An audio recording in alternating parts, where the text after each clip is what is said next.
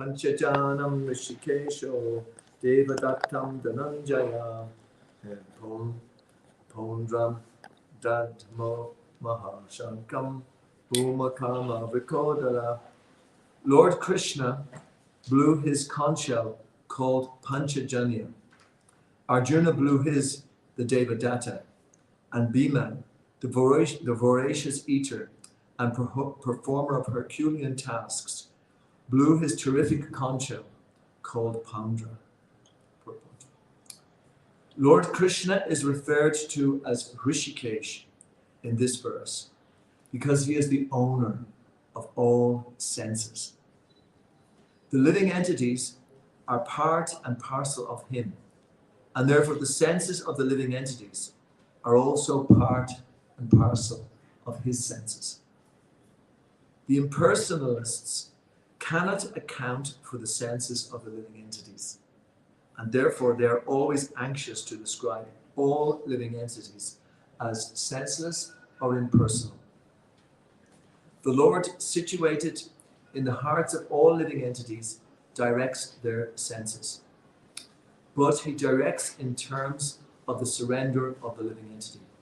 And in the case of a pure devotee, he directly controls the senses. Here on the battlefield of Kurukshetra, the Lord directly controls the transcendental senses of Arjuna, and thus his particular name of Rishikesh. The Lord has different names according to his different activities. For example, his name is Madhusudana because he killed the demon of the name Madhu. His name is Govinda because he gives pleasure to the cows and to the senses. His name is Vasudeva because he appeared as the son of Vasudeva. His name is Yashodanandana because he awarded his childhood pastimes to Yashoda of Vrindavan. His name is Parthasharati because he worked as charioteer of his friend Arjuna. Similarly, his name is Rishikesh because he gave direction to Arjuna on the battlefield of Kurukshetra. Arjuna is referred to as Dhananjaya in this verse because he helped his elder brother in fetching wealth when it was required by the king to make expenditures for different sacrifices.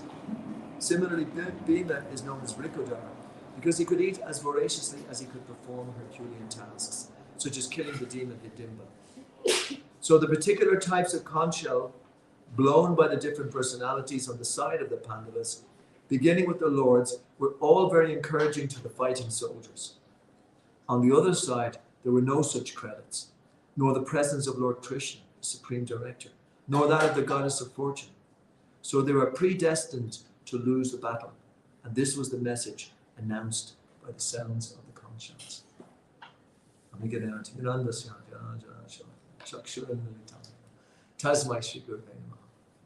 was born in the darkness of ignorance, and my spiritual master opened my eyes with a torchlight of knowledge. I offer my respect for the basis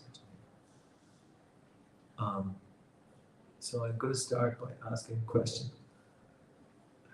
So the question is, it's kind of an easy question. It is, can anybody name one point that was spoken of in the last two verses in purport? One item.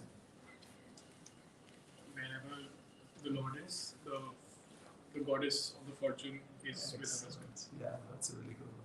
Wherever there is Krishna, the master of all mystics, there will always be the goddess of fortune there with him. That's very good. So what does that say about this whole battle? That the side of Krishna is going to win? Yeah, that's right. Yeah. So who wants to be on the side of Krishna? Yeah, we all want to be on the side of Krishna because practically, can anyone say practically how we can be on the side of Krishna? Any practical examples? How? Chanting his holy name. Chanting his holy name, that's a very practical reason, yes. And we have the Maha Mantra up there, Hare Krishna, Krishna, Krishna, Hare Ram, Hare Ram, Ram Ram. And one amazing thing about the chanting of Hare Krishna is that the idea is to chant Hare Krishna 24 hours a day. So that's quite incredible, isn't it? 24 hours a day. How to do that? Anyone here can chant Hare Krishna 24 hours a day? Not so easy, right? You want to be very, very advanced to want to do that even, you know. But there's a practical method whereby we can do that, and is by following the orders of the spiritual master. And A.C. Bhaktivedanta Swami Srila Prabhupada, his following him in the instructions of his spiritual master, and all the way back to Lord Chaitanya, they would encourage people to chant a certain number of beads every day, rounds of chanting on beads every day. The amount of for an initiated devotee during the time of Bhaktisiddhanta, who's on the altar there next to Srila Prabhupada, he was born in 1874 and he left in 1936.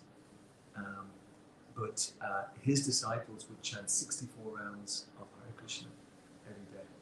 And any ideas how long that would take? 64 rounds?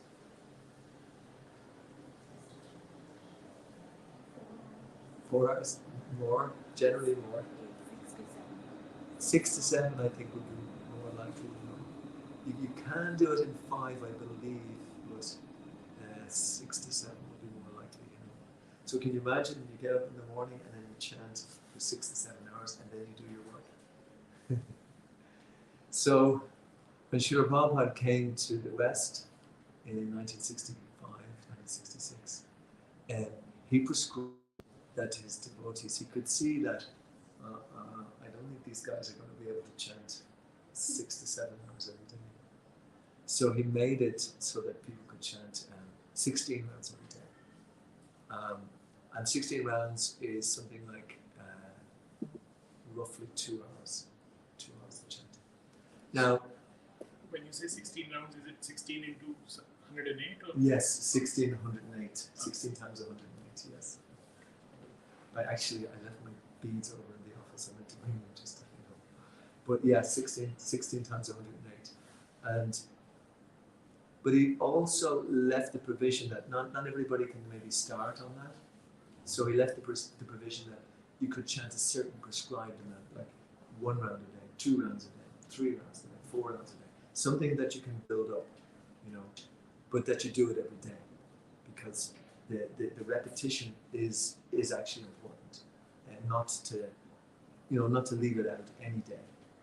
You know, sometimes I've seen people do 3, 5, 7, 1, 5, 3. That's okay. It's any chanting is good, but it's better. Sometimes I find that sometimes people then do none, 3, 5, 7, none. You know, it starts to go down to 0 quicker. It's just the habit of the mind. If it's it's regularly doing something, it really helps. So the idea of chanting 2 rounds a day, and some days you can chant more. You're not restricted to chant 2 rounds a day. You can chant more if you want, but at least if you make a vow to chant 2 rounds a day, do that. You know. So that's one of the things that's there. So that was a very good point. It's all coming from the goddess of fortune being with Krishna, and a practical way to chant Krishna. Another practical way to remember Krishna every day is, so I just ask for one more. Okay, I'll give you a hint. Read Bhagavad Gita every day, you know, because you can actually read 1 chapter a day, and it takes about 7 minutes, 8 minutes, something like that, you know, depending on the chapter. Some are kind of longer than that. But it's actually important also, if you are doing that, please read purport as well, at least 1 purport a day, maybe 2 purports a day. I mean, some people I know actually read 1 chapter and all purports, but that's a little bit more challenging to do it every day. Okay, I'm just going to ask for one other point. There's one other point that I kind of want to focus on in this. I'm just wondering, but anyone else, if they want to say any other point that from reading that first?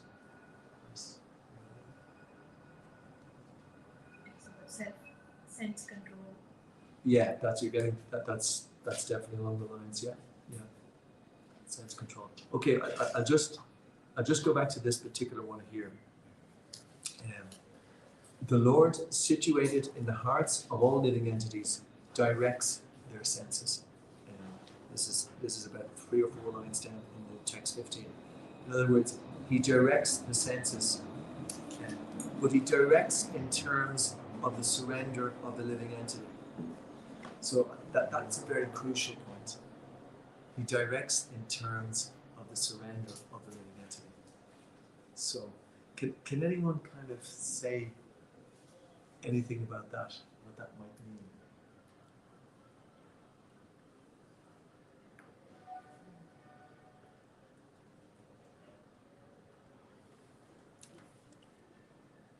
The more surrendered we are, the more positive our senses will be because they are directly in control of the Lord. Yes, that's a very good point. That the more surrendered we are, the more the senses will be positive towards following the instruction that Krishna is giving. Yeah, that's very, very good.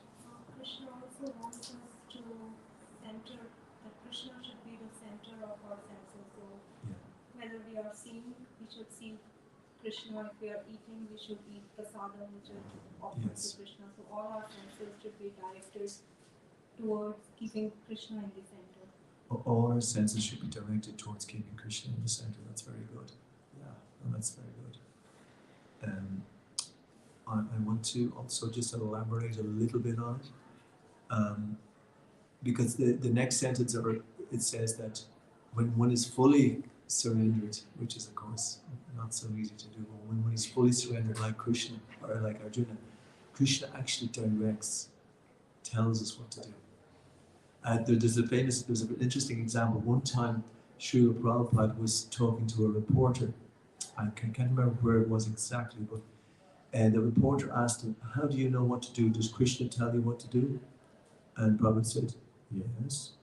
And one of his disciples said, "Well, what Prabhupada means is that Krishna is," he says in the Bhagavad Gita, or he kind of made the point that Krishna doesn't directly talk to Prabhupada. He was saying that he directs what to do. And Prabhupada said, no, Krishna directly tells me what to do. So that is a surrendered soul, completely surrendered soul. How we actually act, I suppose I'm speaking for myself definitely here. I hear the scripture. I listen to, how to act from Bhagavad Gita, how to act in the mode of goodness, and then I try to perform my activities as a service to Krishna, as a service to. There's also another person that we serve as the spiritual master, and the spiritual master is the transparent via medium to Krishna. It becomes quite practical because the spiritual master would know us quite well, and then would ask us maybe to make flowers for Krishna on as a pujari, or he might ask us to distribute books about Krishna consciousness. So even though we're not necessarily completely on the platform of surrender, still, if we do something that a very saintly person will ask us to do, then that is the same. It's called the sadhana bhakti, which means bhakti on the basis of practice. We may not be on the platform, but if we get an actual instruction, it is as good as. So the more activities that we can perform, which are on that platform, which are given by the transparent via medium of the spiritual master, the more activities, then the more we become practiced, and then the super soul, as we'd see in the Bhagavad Gita later on, we will get inspired by the spiritual master from without and from the super soul within. You know, the super soul is in everyone's heart, and it says in Bhagavad Gita, he's directing the wanderings of all the living entities. Now, he's directing all the living entities, but in some living entities, he's directing through the external energy. In other words, he's directing us to act according to our karma. You know, that's how everyone, you know, follows the karmic reactions of their previous activities. They're directed from within by the super soul to do that. But a devotee or someone who's on the path of bhakti yoga, he will get a different direction from the super soul. He'll get the direction to surrender to Krishna. You know, you'll get more and more impetus how to surrender to Krishna.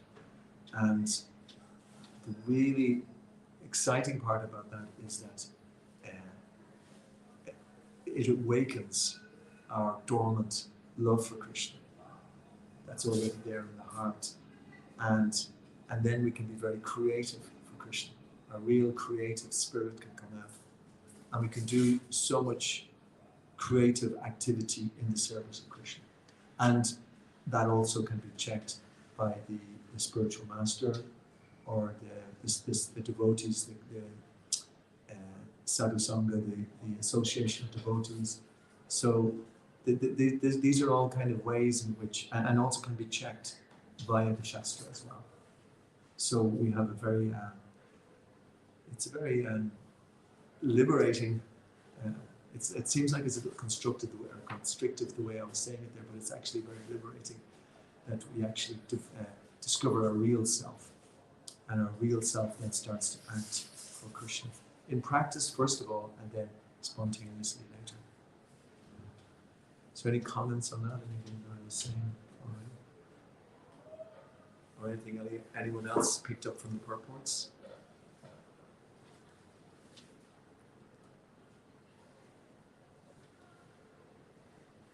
I'll just continue just on the point that you were making there as well, that he directs in terms of the surrender of the living entities, and in the case of a pure devotee, he directly controls the senses. Here on the battlefield of Kurukshetra, the Lord directly controls the transcendental senses of Arjuna, and thus his particular name is Rishikesh. I just wanted to kind of say something that Arjuna asks a question later on in the Bhagavad Gita, and it's a very relevant question. The question is, why does one sometimes perform activities unwillingly, as if being forced to do so? You know, like someone might perform some sinful activity, for instance, but you almost can't help yourself doing it. And Krishna answers that it is lust only, or Arjuna, which is the all-devouring enemy of the soul. That is what forces us to do things as if, unwillingly in that sense. So I'm just kind of making that point because we're not always going to do everything right. In fact, we're most of the time going to do something not right, or shall we say, failure is the pillar of success. We actually want to get into the situation whereby we're directed by Krishna all the time, that we're directed and we will do the right thing. But sometimes, as I think I quoted last week actually, in Shakespeare, it says this, Polonius, who's a kind of a politician, he has a son called Laertes, and his son is just going out into the world, so he's giving him these directions of how to live in the world. And he says, and by wrong directions, find directions out. In other words, that's the way to do it. Right? Sometimes you do the wrong thing, but that way you find, okay, I won't do that again. So sometimes it's like that, because we're not on the pure platform, and we will make mistakes. But there's another phrase which is very important to think of. It's not how low you fall, it's how high you bounce back. That's the most important thing. Because we're not judged by if we go, we're all in that category. We sometimes fall down, but it's how we bounce back is the important thing. And in order to bounce back, we need a lot of shall we say, energy to do so. And especially in this material world, because the material world is very kind of heavy sometimes. And so many things happening in the world, if you just dwell on them, you'll be kind of depressed, But you get the energy by early chanting in the morning time, by early reading, by spending time in scripture, by associating, by all the things that just said, and that is by doing things for Krishna. Prashadam, you're thinking of Krishna, and you're offering to Krishna.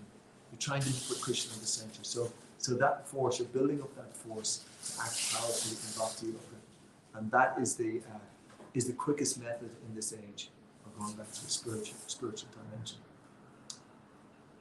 Okay, so I'm going to read the next few verses. There's 3 verses together. I'm not going to read the Sanskrit, I'll just read the English. The reason I'm reading is because it's also online here, and I know we normally sometimes get other people to read, but you'd have to come up and read, and it might be just a little disturbance. I'll just go ahead. King Yudhishthira, the son of Kunti, blew his conch shell, the Ananda Vijay, and Nakula and Sahadev blew the Sagosh and the Manipushpa. The great archer, the king of Kashi, the great fighter Shikandi, Drushtadumna, Virat, and the unconquerable Satyaki, Drupad, the sons of Draupadi, and others, of the mighty armed son of Subhadra, all blew their respective conch shells. I'm just going to, before we go, I'm going to ask you one question. Who is the son of Subhadra?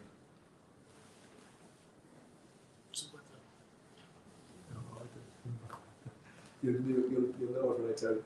Abhimanyu, the great fighter. Thank you very much for coming. Really appreciate it. This happens every day, or? Yes. We have arti at different times every day. We don't have a regular set time. That's something that we're working towards. Okay. But the temple's open 12 to 8. 12 to 8, yeah. Very interesting. So, purport. Sanjaya informed King Dhritarashtra very tactfully that his unwise policy of deceiving the sons of Pandu and endeavoring to enthrone his own sons on the seat of the kingdom was not very laudable. Can anyone tell me who is Sanjaya?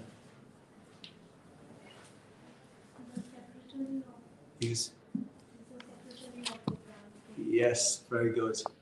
He's a secretary of the blind king. And what is the name of the blind king? Dhritarashtra. Yes. So, Sanjaya is very tactfully informed, says in the program, that informing the king that his unwise policy of deceiving the sons of Pandu and endeavoring to enthrone his own sons on the seat of the kingdom was not very laudable. The signs already clearly indicated that the whole Kuru dynasty would be killed in that great battle, beginning with the great grandsire, Bhishma, down to the grandsons like Abhimanyu and others, including kings from many states of the world. All were present there, and all were doomed. The whole catastrophe was due to King Dhritarashtra, because he encouraged the policy followed by his sons. And then the next verse. The blowing of these different conch shells became uproarious, vibrating both in the sky and on the earth. It shattered the hearts of the sons of Dhritarashtra. Purport. When Bhishma and the others on the side of Duryodhana blew their respective conch shells, there was no heartbreaking on the part of the Pandavas. Such occurrences are not mentioned, but in this particular verse it is mentioned that the hearts of the sons of Dhritarashtra were shattered by the sounds vibrated by the Pandavas' policy. This is due to the Pandavas and their confidence in Lord Krishna. One who takes shelter of the Supreme Lord has nothing to fear, even in the midst of the greatest calamity. I think I should repeat that. I think I should repeat that last sentence, because we really, really have to draw confidence from this. This is fact. This is an actual fact. In other words, the one who takes shelter of the Supreme Lord has nothing to fear, even in the midst of the greatest calamity. And that is also, in one sense, that is a forerunner of our life, because that sentence, because one of the greatest calamities is what? Can anyone say during life? What's one of the greatest calamities? Death. Yeah. Because, like, can you imagine? I was talking to my friend Tulsi Priya yesterday, and he was actually, he was saying he was coming over the barge in the ferry onto the island. And now his wife, Muksharupa, she's dislocated her shoulder several times because she gets into the boat, and she has this kind of a tendency for that to happen. And so she needs to get the barge now, the ferry, because you can walk onto the ferry and then just go across, no problem. And but as we get older, old age creeps up. It's nobody like that in the room here. There's none of us getting old, of course. And all right, Nick. We're not. It happens. As the body starts to. You can't do what you normally used to do. I mean, you can't run 50 miles an hour, or whatever, for the buzz or whatever. All these things start to take their toll. And eventually, Tulsi was saying that his father, who's 95, and his mother, who just died recently, she was 90 when she died. She had dementia. She was in a nursing home. She had become, she couldn't walk. All these things had happened. But that's going to happen to all of us. That's a great calamity. I remember when I was in the hospital in 2020 with gallstones, and of course when you go into hospital, you get all these kind of things into your, medication, whatever. And of course you don't know whether it's that or whatever. But I was feeling bad anyway. But that kind of makes you feel all sorts of strange things. I'm not a big fan of hospitals anymore. Not doctors, seriously. But it's like you kind of it is a calamity, because oh my God, something's happening to my body. I can't control it. It's just going ahead. And then I had this kind of keyhole thing. They put the camera down and they fixed something in my gallbladder, and then they refixed it, and later on they refixed it again. And there's nothing I could do about it. I tried all sorts of stuff and it wouldn't work. But when you're in that state, you're kind of in the throes and you can't do anything about it. So you don't know what's going to happen. So that's what it's talking about here, that you don't have any fear. I have to say I was quite lucky in the sense that I couldn't chant very well because the pain, but also the medication kind of puts you kind of askew. I was trying to chant, but sometimes I wasn't able to chant exactly, so I kind of made up a little bit when I left. I made up all the rounds that I was missing.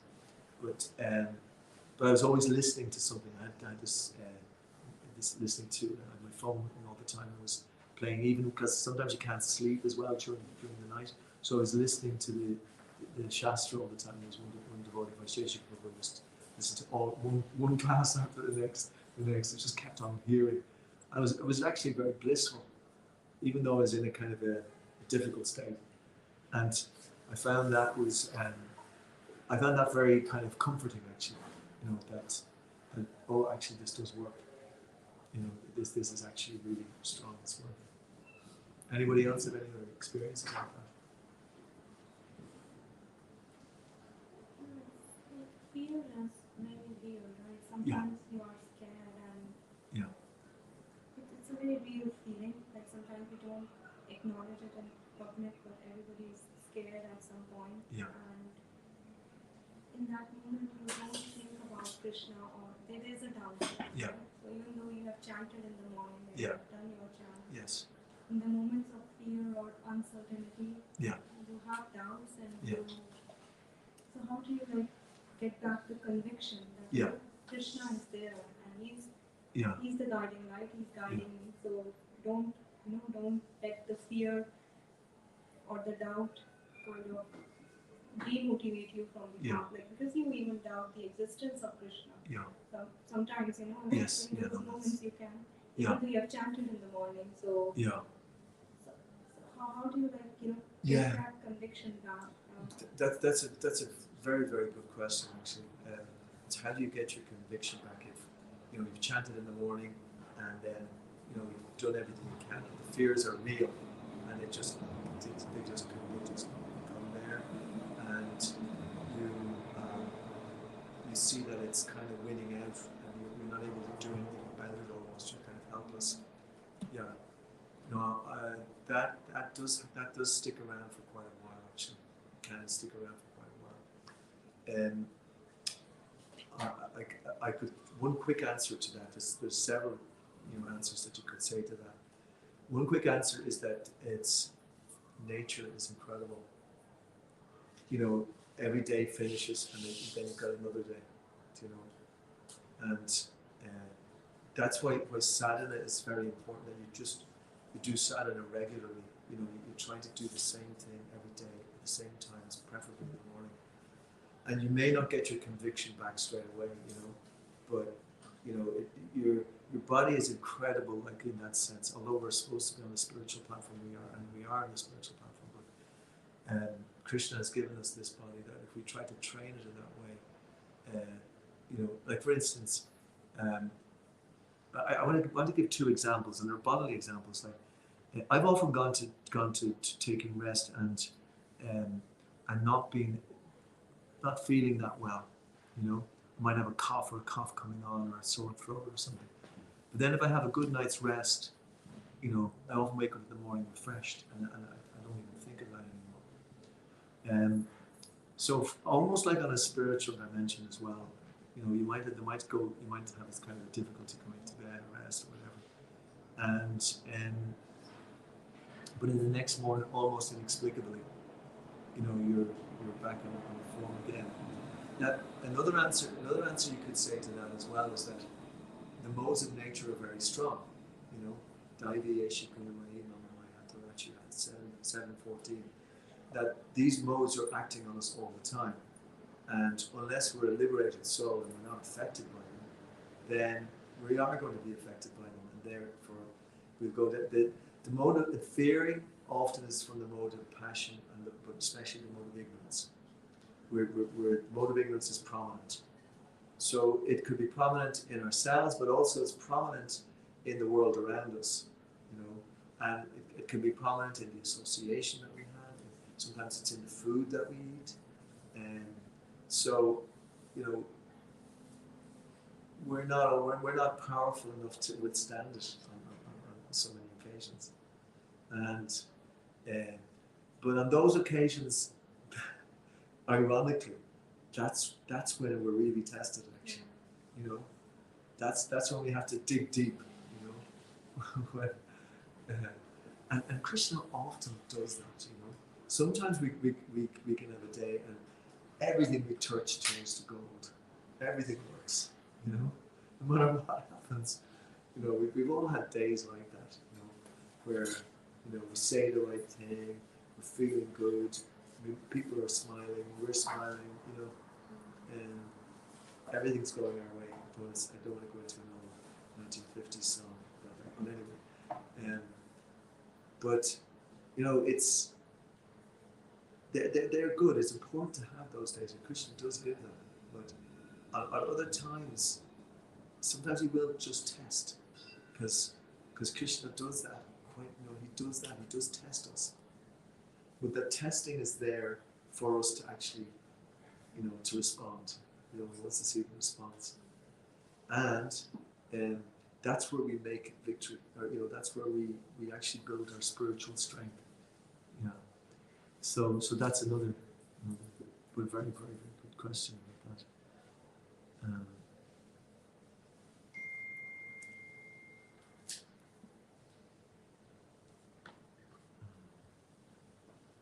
Can you imagine what all of these devotees who were fighting in this battlefield, like you had, I mentioned Abhimanyu, who's the son of Arjuna and Subhadra. And, you know, Abhimanyu died on the battlefield actually, and he was an incredible warrior, absolutely unbelievable warrior. He took on all the Kurus, including Bhishma, all of them in this particular battle. And he actually was so brave. He knew how to penetrate the army.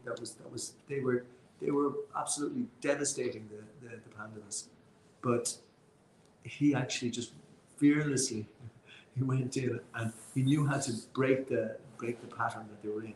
But he did not know how to get out. Yeah, he didn't have the mantras to get out as well. And how he was thinking at those times, you know. Okay, that was a great warrior. But think of some of the other people on the battlefield who are going to die in this situation, what they're thinking. You know, even on the side of Krishna, you know, they're depending on Krishna. But the answer to this is that it's a very extraordinary situation. All of the people who died on either side were all liberated, so it was an extraordinary situation. But the reason I was thinking along those lines was that you know, our thinking seems to be just like mundane, everyday, ordinary thinking, but it's not. It's all extremely valuable. Everything that we think is valuable, and every attempt that we make to bring the mind back to Krishna is valuable. You know, that's heroic. That's like the battlefield of Kurukshetra. You know, that's our battlefield of Kurukshetra. Everything we do, you know, and in Prabhupada's mission, everything we do to spread this movement, you know, is powerful. You know, that's heroic in this day and age. To give, you know, other people Krishna consciousness, it's really, you know, of great importance. You know, and in fact, Prabhupada has said that this is the way to control the mind in this age.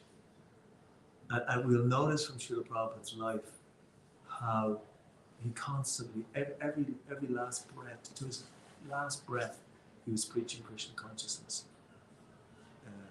And he was encouraging all his devotees to do the same thing.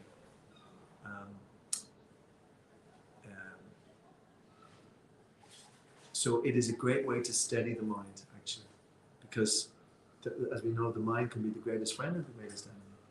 But when we give Krishna consciousness, that is a powerful way of keeping the mind steady, and also of not yielding to fear, not fear, because fear can be very, very powerful, you know. But when Prabhupada sees the devotees, you know, distributing Krishna consciousness, encouraging people to take the Krishna consciousness, when he sees that, he's coming from the spiritual world directly and strengthening our faith. He gives us unbelievable faith. And we shouldn't doubt that. We may not see that every time, but that's what he's doing. You know, he's actually there doing that. And not only Prabhupada, but the whole parampara is doing that, you know, all the way back to Krishna. So they're the kind of ways in which fear can be, you know, sometimes we kind of go away and just start thinking again, how can I please Prabhupada? How can I please the devotees? And I'll just finish here because it's 7 o'clock. One very important way is to preach to the devotees as well, is to be a good example to the devotees of practicing Krishna consciousness. I was talking to one devotee, I won't say any names, the last couple of days, and they're constantly thinking of ways in developing the Sangha, you know, of making the Sangha very real, you know, so that you know, we can live all our life in Krishna consciousness. Even in practical ways, or just getting together festivals, getting together for, you know, even fun things like going to the beach in Waterford on the 16th of September. We're going to have a little festival on the beach in Tramore. On the 23rd, we have a festival on the next Sunday in Inishraf. You know, just making fun things, you know. And today as well, by modern media, you know, it's such an important thing for Prabhupada, you know, to spread this message. You know, these are very important things in this day and age. Even by sometimes putting messages on Facebook or whatever, and repeating them, you know, finding out how to encourage the devotees more, you know. So there's all these different ways in which we can stay Krishna conscious. And when we're in Krishna conscious or more Krishna conscious, then we're not, the material energy doesn't get in there and see, oh, you're no good, or you can't do this, or you're not this right, you know, this kind of the doubting soul, you know, oh, you're no good, you're not meant to, you know, all these different things that are there, which is so frustrating for all of us. But we find ways to deal with it. Now, we didn't get to text number 20, and I did a lot more. But next week we'll probably go on to text 26, 27. So thank you everybody for joining. And there's a Bhagavad Gita WhatsApp, another WhatsApp group on which if anyone wants to tune into it, and we can continue discussions on it afterwards. You know, if there's any questions on that, we can keep on doing it. Okay, Srimad Bhagavad Gita Ki Jai. So now we're going to start with our